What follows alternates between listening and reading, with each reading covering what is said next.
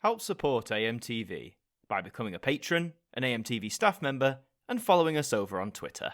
Hi there guys, it's Adam Martin here, and welcome back to another video. It is Boxing Day. I hope you had a lovely Christmas day yesterday, but I'll tell you what I spent a fair amount of my Christmas day doing along with my family. We were settling down to watch some Christmas Day telly. Now, if you checked out our video on the schedules for this year, you'll know that they were pretty stacked across the board, but one channel stood out in particular, and that, of course, is BBC One. I think even if you avoided all the news articles leading up to Christmas this year, seeing the idents alone featuring our favourite duo, Wallace and Gromit, gave you a good indication of how this Christmas was going to turn out. The BBC One schedule, to put it bluntly, was absolutely stacked, and I mean stacked, with top quality programmes that were going to draw people in. And as ever on Boxing Day morning, we get the overnight TV viewing figures telling us what performed the best with audiences. So I thought this Boxing Day I'd take a quick little look with you all, see what made the top 10, and just to see if my theory on how thoroughly the BBC potentially trounced the competition came to pass. So we have our list, the top 10 most watched Christmas Day TV shows. At number 10, we have The Weakest Link with 3.05 million viewers. This one was a nice surprise. I didn't check this out myself, but I've always been a fan of The Weakest Link game show as a concept. The new version with Ramesh Ranganathan, I do like Ramesh, but I don't know, I think I've said this before, like the style of the new show, the sort of atmosphere, I think the tension of the original has been lost. And I get things have to change, things have to evolve, things have to modernize. But I think really that tense element that the original had really is a bit lost. But hey, great to see it placed within the top 10. Shows that the brand, that the show still has a lot of life, that people are willing to tune in. At number 9 is Tiddler, which was one of the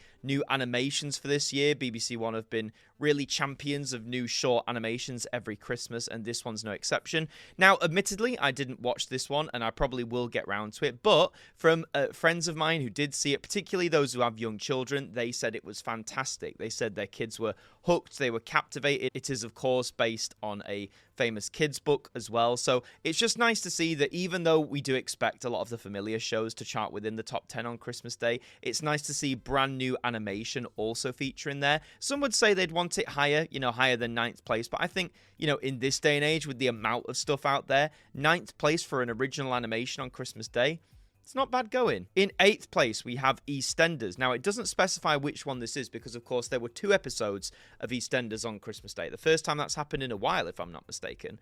There was one at around 7:30 and then one closer to 11 o'clock. I'm going to hazard a guess and say this first one, the 8th place one, is maybe the later one. It seems that as later night viewing goes on, viewing figures tend to dip. But again, I don't know that for certain. You have Strictly Come Dancing in 7th place with 4.05 million. Now, this one was a bit of a shock to me because, I wasn't expecting it to be number 1, what with everything else going on that we'll talk about. But Strictly Come Dancing is meant to be one of the BBC's biggest brands. And indeed, this year, it's celebrating its 20th anniversary. It's no secret either that Strictly has had quite the tumultuous year in 2024. There's been a lot going on regarding former dancers, former celebrities coming out with various things, a fair bit of controversy. I don't think that's necessarily stopped the show in its tracks in terms of doing well, but I am surprised to see it as far down as 7th place on Christmas Day. 4.05 million in this day and age isn't necessarily a bad figure, but for Strictly on Christmas Day, it's a bit of a shock to me. Also, keep in mind, this went out at like 3:55 p.m. This is the earliest Strictly has gone out in quite a while, but again, with such a stacked schedule, it had to go somewhere. In 6th place, we have Doctor Who with 4.11 million. Always nice to see Doctor Who occupy the top 10. So, and yes, I'm waiting for the fans to say 4.11 million is a horrific figure. It's the worst it's ever been. Blah, blah, blah, blah, blah. But the thing is, again, it was the 6th most watched programme of the day. The day, mind you. Not just the BBC, the day. So people are very still much watching Doctor Who. And again, these figures, is important to say, these are just overnight figures. This is not including iPlayer catch-ups, not even iPlayer catch-ups on the day, right? When the 7-day figures come out in a week's time, we'll have a clearer picture. But Doctor Who this year, do you know what? Joy to the World, it's a Stephen Moffat episode. I actually really enjoyed this. The more low-key moments of the episode, particularly with the character Anita, I enjoyed the most. I won't go too much into the story because I don't want to spoil it for those of you who haven't got around to watching it yet, but I'd recommend it. I would have liked more of that Anita story. It's not the main crux of it, but I really love those moments. And the whole messaging of the show, I think the Doctor and Joy bounce well off each other. I wish there was a bit more screen time with them. There's some really powerful bits in there as well. And much to my delight, there's a bit where they basically say, the Tories. And, you know, that just needs to be blasted out on every Christmas day, if you ask me. In 5th place, we have the other episode of EastEnders. Again, unsure as to which one this is. It could have been the later one. It could have been the earlier one. It doesn't really state here. But for a near 40-year-old show, you know, and it's still punching its way into the top 10. It's not getting the raw numbers it used to, for sure. But again, to occupy 5th and 8th place on Christmas Day in 2024... fair play, EastEnders. I'll give you that one. In 4th place, then, we have Call the Midwife, which had 4.42 million. Now, this is another show that has been going on and on and on, and usually does well on Christmas Day, usually occupies the top 10, often breaks the top 5, which it has done here. This was on after the first episode of EastEnders. I believe it was on from like 8 till 9 p.m., which is a good slot, particularly for the adult audience, I suppose. So the franchise definitely still has some steam. It has a lot of fans. It has a lot of people engaging with it. Unsure if this is leading to another full series soon or if this is just a Christmas special, but they'll keep making them as long as they keep doing well, like a lot of these shows. Now, into the top 3. In 3rd place, we have The King. Now, it's interesting to note here, it says this is BBC, ITV, BBC News, and Sky News, not including other channels. It pulled in 6.82 million. Now, if you want to be technical, this means that ITV technically did get a spot within the top 10 at 3rd place, but it's not really a true victory, is it? Because it's sharing that with the BBC, who, bear in mind, all those other programs we've talked about so far, they aired on BBC One, not even on 2, 3, or 4. They were BBC One programs that they've been dominating. So ITV sort of get a little look in here, as do Sky News as well. And, you know, the King, I don't watch it personally. I'm not really a royalist. I've never watched The King or Queen's Speech, as it were, but I know a lot of people do. There's a sense of pride for a lot of people, a sense of tradition, you know, this core factor of being British or whatever you want to call it. It's each to their own. Clearly, a lot of people still do like to tune in to this message for whatever reason. And, you know, I can't dispute that. But if you were one of those, you'll have to let me know what the appeal of it is, I suppose. But yeah, that usually tends to do well, again, a la tradition, and it occupies 3rd place here. It has topped the charts before at various Christmases, but Charlie Boy wasn't able to do it this year. Then you had the top 2, and I think a lot of people thought this was going to potentially be a battle between Wallace and Gromit, Vengeance Most Foul, and Gavin and Stacey. With Wallace and Gromit, this is their first new project in 16 years in terms of airing. You know, Matter of Loaf and Death topped the ratings chart last time in 2008, but 16 years is a long time.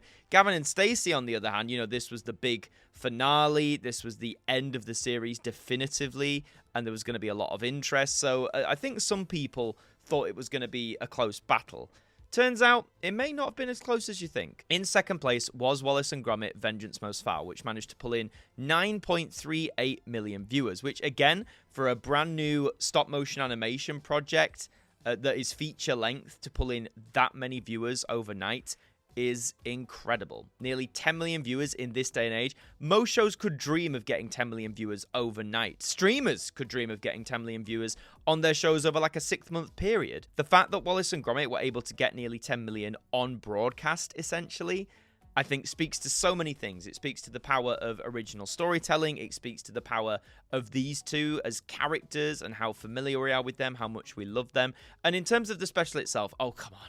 It was pretty damn good. It was a good slice of fun. Some really fun stakes in there. Wasn't too overdramatic. Loads of great references, both visual and in terms of audio cues as well. They were absolutely phenomenal. This was just a joy from start to finish to watch. It looked beautiful. It sounded beautiful. Ben Whitehead, oh my God, you'd never realize that Peter Sallis was no longer with us. He does a phenomenal job as Wallace. I honestly couldn't sing praises of Vengeance Most Foul enough. And if you haven't seen it, please, I'm begging you, go on the iPlayer, go and check it out. And for non-UK viewers, if you have Netflix, it will be available on Netflix from January the 3rd, 2025. Which means that the most watched TV show of the day, to no great surprise, was, of course, Gavin and Stacey, which pulled in 12.32 million viewers.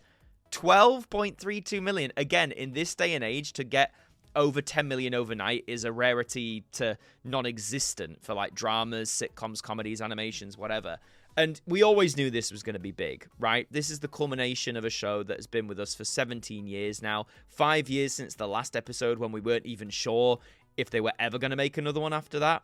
So, of course, airing at 9 p.m., everyone's had a few drinks. Everyone wants to find out what's going on. Feature length, 90 minutes. Again, I couldn't sing its praises enough. It was the perfect finale to what has been a perfect show. I'm genuinely of the opinion, and a lot of people are in the same boat, that there is not a single bad episode of Gavin and Stacey. I challenge you to find a bad episode of Gavin and Stacey, because there isn't one. 22 episodes of absolute perfection, and that is how you end a TV show. Do you hear that, Game of Thrones? Yeah, that, Gavin and Stacey, is how you end a TV show. Just to expand on this as well, it says all figures are based on overnight TV ratings. This does not include viewers who watch Christmas specials on catch-up services during the rest of the festive period. And we'll find out the true figures in about 7 days' time. The finale of Gavin and Stacey was the most watched show on Christmas Day since the previous Wallace and Gromit film in 2008, where an average of 14.3 million viewers tuned in to watch the animated duo that year in A Matter of Loaf and Death. So, I mean, from the top 10 there, even if you include The King, BBC One absolutely demolished everybody else. No one else gets a look in. ITV, Sky News, they get a sneaky little look in. They get a sneaky little look in with The King. But in terms of outright programs, all 10 slots, or all 9 slots if we take out The King, are solely occupied by shows that aired on Christmas Day at BBC One. Banger after banger after banger. Now, I've seen some of these shows that occupy spots 11 to 15, on this list. They are mostly ITV shows, things like Corrie, other stuff like that. Mrs. Brown's Boys, which is BBC, but I'm genuinely so glad that's not in the top 10. Please stop making Mrs. Brown's Boys. I beg of you. So overall, it seems that the prediction came to pass. Everyone sort of warned or predicted that BBC One would absolutely crush this season, and indeed it has. Its competitors are going with the tail between their legs there. But what phenomenal figures, and I'm genuinely really excited to see what the figures will look like in a week's time. The 2019 Gavin and Stacey special, I think that finished with something like 18.5 million viewers after 7 days. So this special, this new Gavin and Stacey, that can very easily catch up. And wouldn't it be amazing, just for TV, for comedy, for all that stuff in general, wouldn't it be amazing if this final Gavin and Stacey could pass the 20 million mark? It's got a fair way to go, but if it got 12 million overnight, there's hope it can crack 20 million. So if you want to help achieve that and you haven't seen it yet, or even if you have seen it, go on iPlayer, go and stream it now, catch up on it, and maybe we'll push that 20 million mark. We'll see. But yeah, I just wanted to talk about these overnight figures, how exciting it is to see, original TV in a lot of cases doing so well. There's no repeats on there. None of those programs are repeats, and I think that just speaks to new content, good quality content as well. If you enjoyed this video, leave a like on it. It really does help us out. Subscribe if you're new as well. Lots of big plans coming for 2025, which I'll elaborate more on as we go. Leave your comments down below as well. Did you watch any of the top 10 programs this Christmas? If so, which ones, and which ones did you enjoy? Which ones did you want better from? Let me know all that in the comments down below. In the meantime, I've been Adam Martyn from AMTV. Thank you for joining me, and I'll see you next time.